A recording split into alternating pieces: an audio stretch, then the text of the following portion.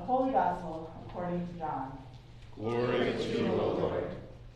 As Jesus walked along, he saw a man blind from birth. His disciples asked him, "Rabbi, who sinned, this man or his parents, that he was born blind?" Jesus answered, "Neither this man nor his parents sinned. He was born blind so that God's work might be revealed in him. We must work the works of him who sent me while it is day. Night is coming when no one can work. As long as I am in the world, I am the light of the world." When he had said this, he spat on the ground and made mud of the saliva and spread the mud on the man's eyes, saying to him, "Go wash in the pool of Siloam," which means sent. Then he went and washed and came back able to see. The neighbors and those who had seen him before as a beggar began to ask, "Is this not the man who used to sit and beg?" Some were saying, "It is he." Others were saying, "No, but it is someone like him." He kept saying, "I am the man." But they kept asking him, "Then how were your eyes opened?" He answered, "The man called Jesus made mud, spread it on my eyes, and said to me, 'Go to Siloam and wash.' Then I went and washed and received my sight." They said to him, "Where is he?" He said, "I do not know." They brought to the Pharisees the man who had formerly been blind.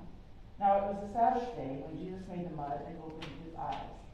Then the Pharisees also began to ask him how he had received his sight. He said to them, "He put mud on my eyes, then washed, and now I see." Some of the Pharisees said, "This man is not from God, for he does not observe the Sabbath." But others said, "How can a man who is a sinner perform such signs?" And they were divided. So they said again to the blind man, "What do you say about him? It was your eyes he opened." He said, "He is a prophet." The Jews did not believe that he had been blind and had received his sight, and so they called the parents of the man who had received his sight and asked them, "Is this your son, who you say was born blind? How then does he now see?" His parents answered, "We know that this is our son, that he was born blind, but we do not know how it is that he now sees, nor do we know who opened his eyes. Ask him, he is of age. He will speak for himself." His parents said this because they were afraid of the Jews, for the Jews had already agreed that anyone who confessed Jesus to be the Messiah would be put out of the synagogue. Therefore his parents said, "He is of age, ask him." So for the second time they called the man who had been blind, and they said to him, "Give glory to God. We know that this man is a sinner."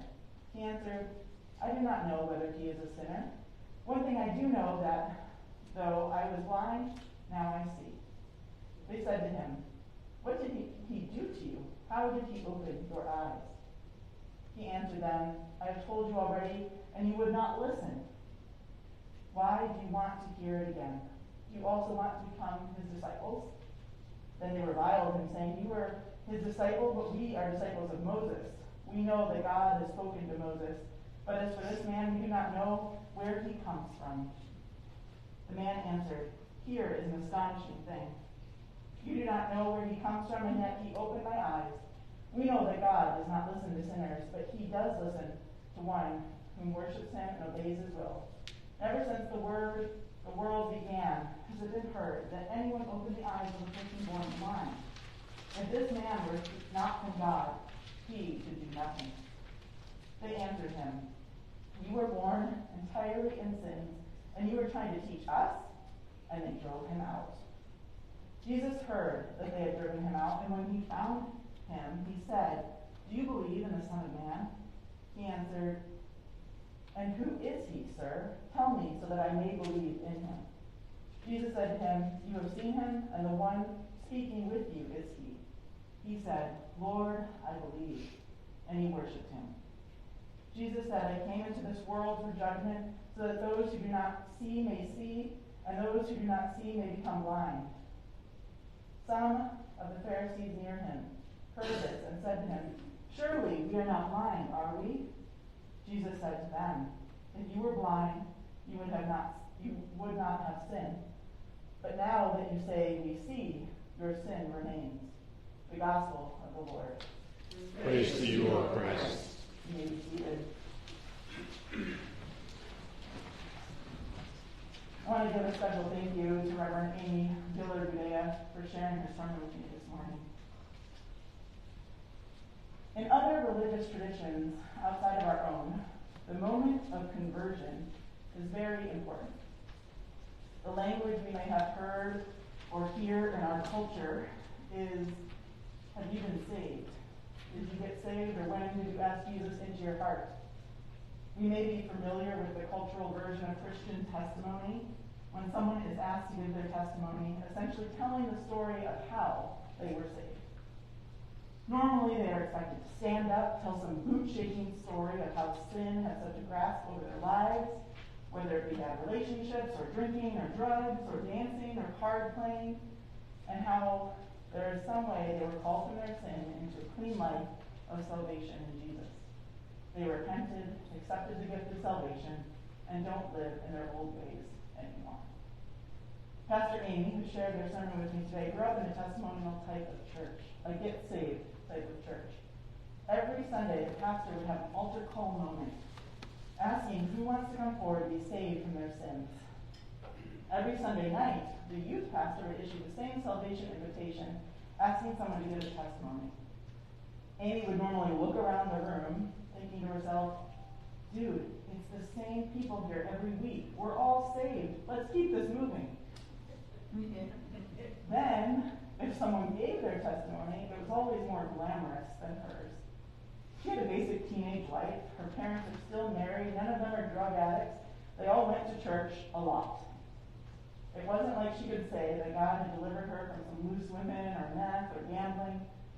Her conversion story didn't have anything show-worthy, or so she thought at the time.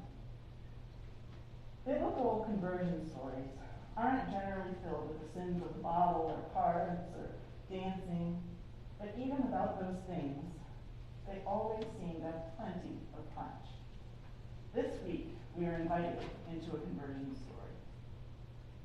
Now, there isn't an altar to be called to, or a nice pastor in a suit to pray the prayer of salvation waiting at the end, but it is a conversion story just the same. It starts with Jesus stumbling upon a blind man. The disciples try to turn him into a theological argument of sorts, asking who sinned, this man or his parents, what led to his blindness. Back then, the prevailing attitude was that you must have done something wrong, something to deserve your calamity. We like to think we are a little wiser. Well, all the time that has passed now. That we don't think people who are disabled or got cancer or were in a debilitating car wreck sinned or in some way brought it upon themselves. But the thing is, we kind of do. Some people who have been disabled or have disabled children are asked what they did during their pregnancy.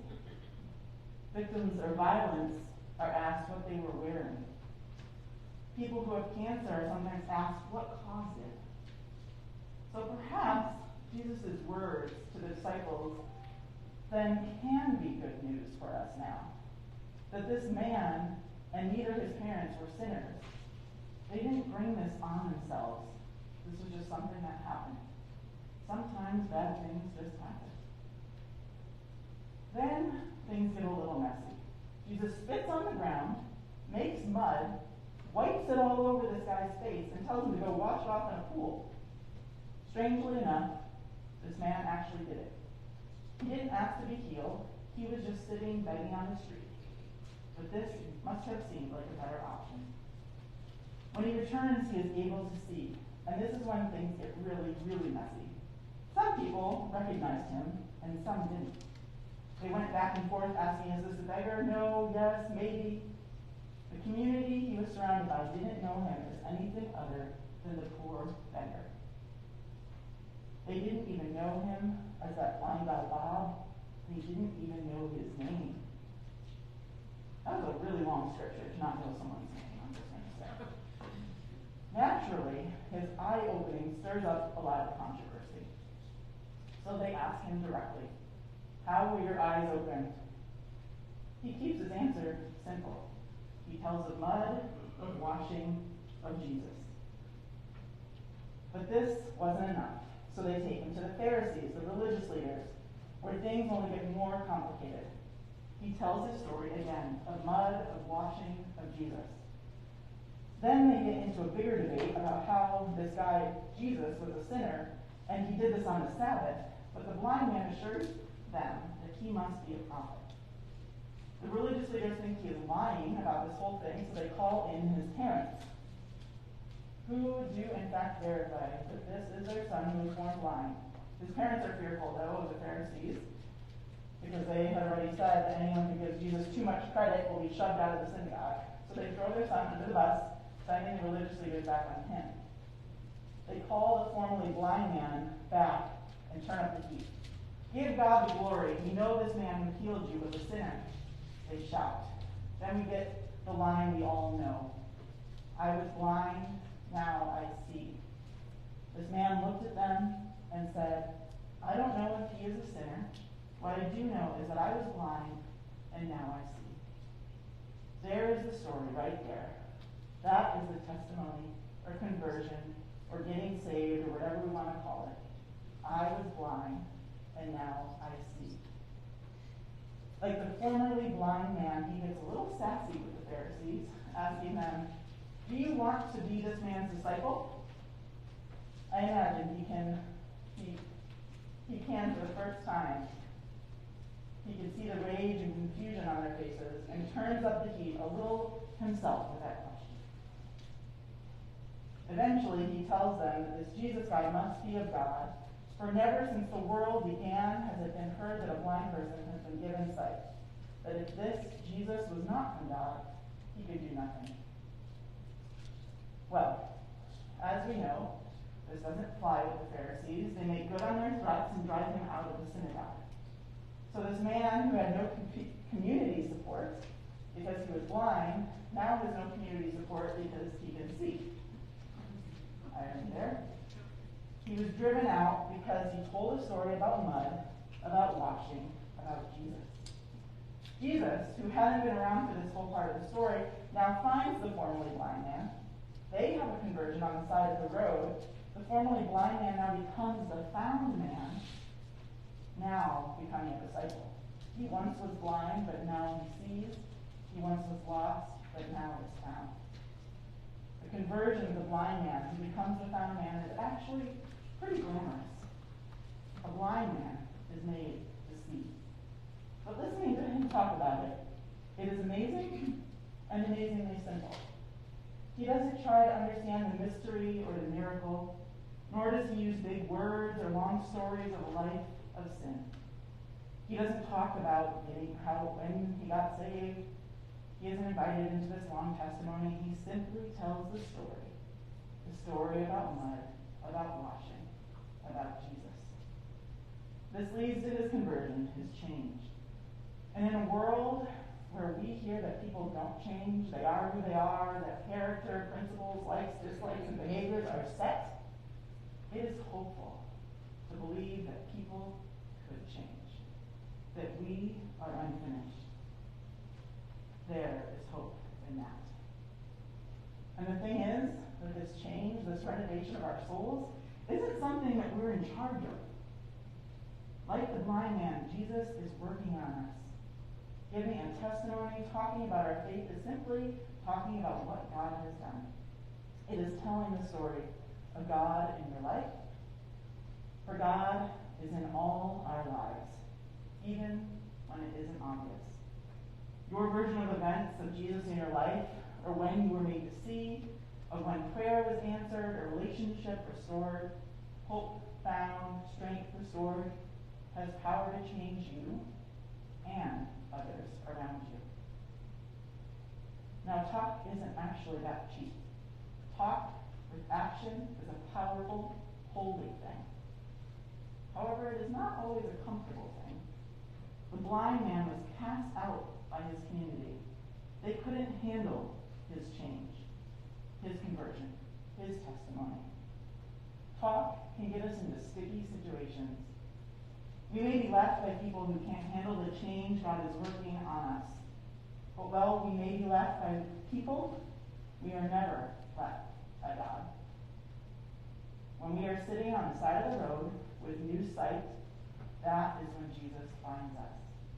Jesus stumbles upon us again and again and again throughout our faith journey, bringing refreshment, healing, and growth, bringing sight and belonging.